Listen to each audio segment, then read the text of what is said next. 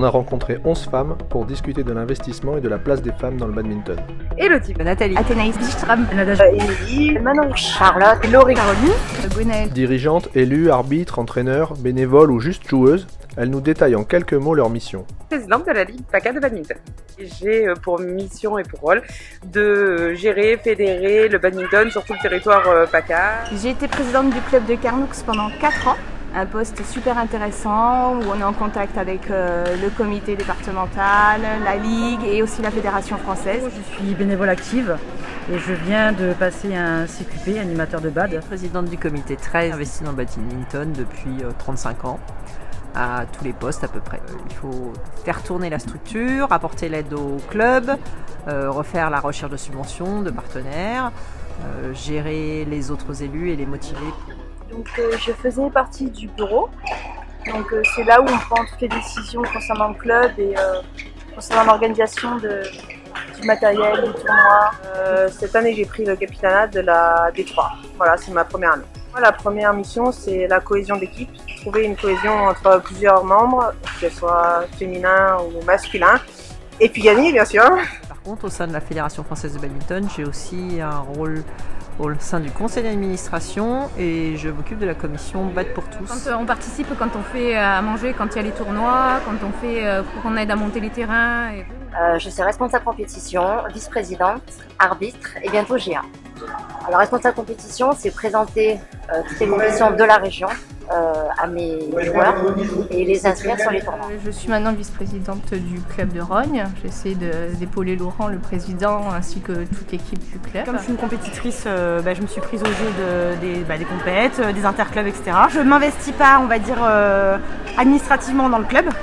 Par contre, je suis tout le temps présente, que ce soit une rencontre interclub qui soit de ma division ou pas, en essayant de mettre de la bonne humeur, en essayant de rendre les gens plus solidaires entre eux, parce que c'est une équipe. De faire des demandes de subventions pour augmenter le budget du club et pouvoir par la suite faire plein d'actions. Et je m'occupe des inscriptions au club, donc en début d'année, accueillir les nouveaux et les inscrire à la fédération. Ces femmes donnent bénévolement leur temps précieux et participent au développement de notre sport. Selon les rôles qu'elles occupent, quel investissement cela représente vraiment ?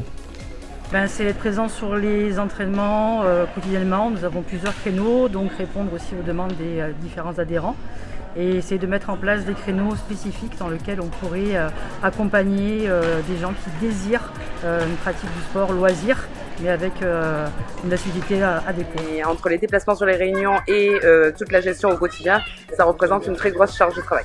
La somme de travail est relativement importante. C'est pas toujours facile de gérer le comité et la vie professionnelle en particulier. Je m'étais carrément mis à 80% de mon travail pour pouvoir avoir des journées de libre pour mes activités du comité et de la fédération. C'est un gros investissement évidemment, mais quand on aime, on ne compte pas. Le côté administratif, les demandes de subventions, c'est ce qui est le plus compliqué à faire, mais c'est très intéressant. Ça prenait à peu près, on va dire, une soirée par semaine, le temps de tout gérer, en sachant qu'on est épaulé par un secrétaire et un trésorier dans une association. Donc le travail se fait en équipe et dans la bonne humeur, donc c'est très agréable. C'est très peu la réunion des capitaines au début, après trouver les membres de l'équipe, faire la compo, organiser avec le capitaine adverse. Oui, dans le club, quand ils ont besoin et qu'ils appellent, oui, on va y aller forcément pour les aider. C'est surtout le temps, je pense, qu'il faut avoir pour pouvoir s'investir dans un club. Parce qu'on dit toujours qu'on n'a pas le temps, mais quand on fait l'effort de prendre le temps, on a le temps pour aller se dégourdir les jambes. C'est sûr que ça représente du travail, mais on est tous bénévoles, donc on prend du temps, on a des réunions, on n'a pas tant que ça. Mais ça prend ce qu'il faut. En soi, ça prend sur notre temps, mais pas tant que ça, donc c'était assez facilement conciliable. Pour moi, le badminton, ça prend une part importante dans ma vie, donc c'était facilement conciliable les deux. Pas beaucoup, parce que nous, on a un logiciel pour le club où les gens s'inscrivent, et une fois que la date est déterminée, j'envoie tout simplement les inscriptions. Moi, je m'investis beaucoup personnellement, donc peut-être trop. Donc du coup, c'est vrai que ça c'est difficile quand on n'arrive pas à tout donner comme on voudrait. Alors, au sein du club, toute cette mission de vice-présidente, ça occupe pas mal de temps, beaucoup de préparation par rapport aux organisations, environ une réunion tous les mois et demi, beaucoup d'échanges par mail, des groupes WhatsApp, voilà, pour pouvoir communiquer plus rapidement.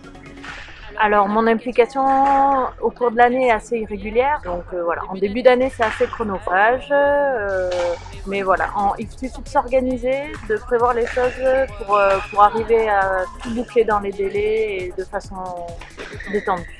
Donc à côté je travaille, j'ai 2 enfants en très bas âge, mais bon voilà, il suffit de s'organiser. Je pense que la clé c'est d'avoir des outils, de bien communiquer et pour justement que ça reste raisonnable et pas que ça empiète sur les autres domaines. Il faut s'organiser.